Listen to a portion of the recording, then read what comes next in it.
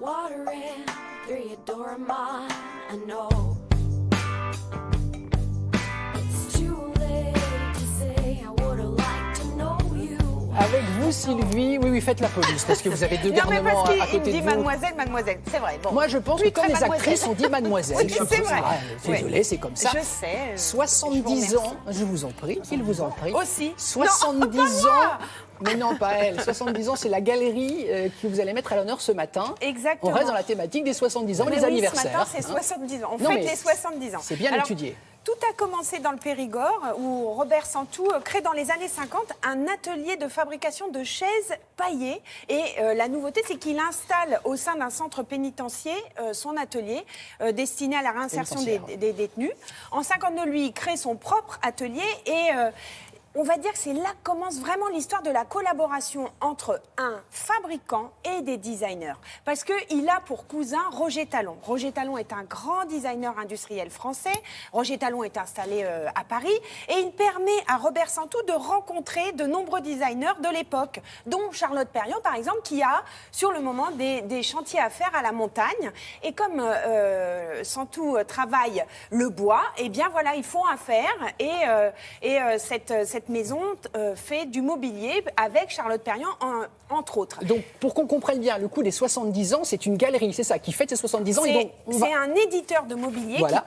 qui crée du mobilier design et qui a vraiment le nez pour repérer des architectes et des designers qui dessinent pour eux du mobilier, qui est culte. Enfin, vous allez le voir dans le reportage, vous allez reconnaître, pour ceux qui aiment le design, vous allez reconnaître des pièces incroyables. Regardez.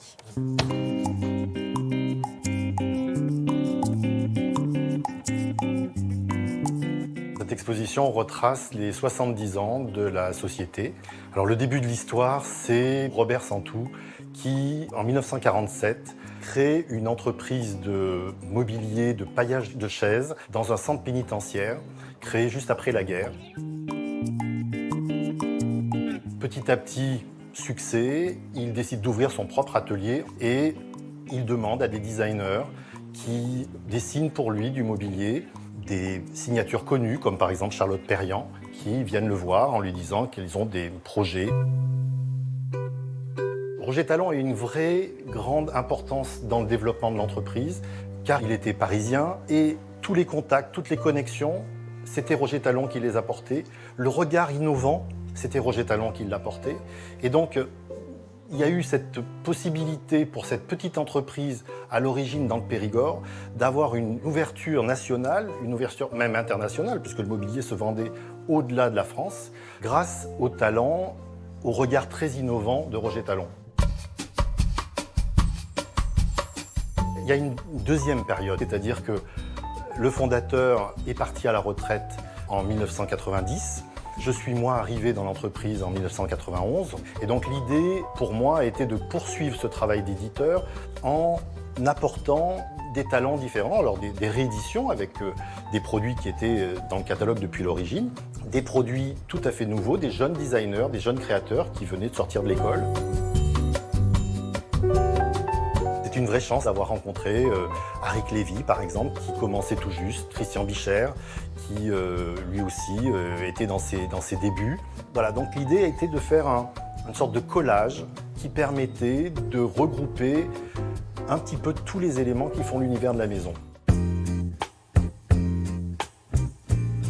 Ça fait partie de notre ADN, de percevoir ce que pourrait être l'esprit et l'univers de la décoration de demain.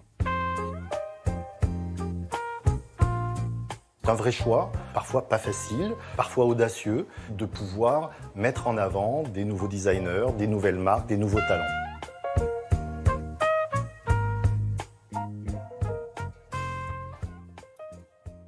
Quel talent, ce talon, Sylvie. Ce talon, entre autres, bien Pierre sûr. Romanet a très bien repris la maison, effectivement. C'est une belle histoire d'art de vivre à la française.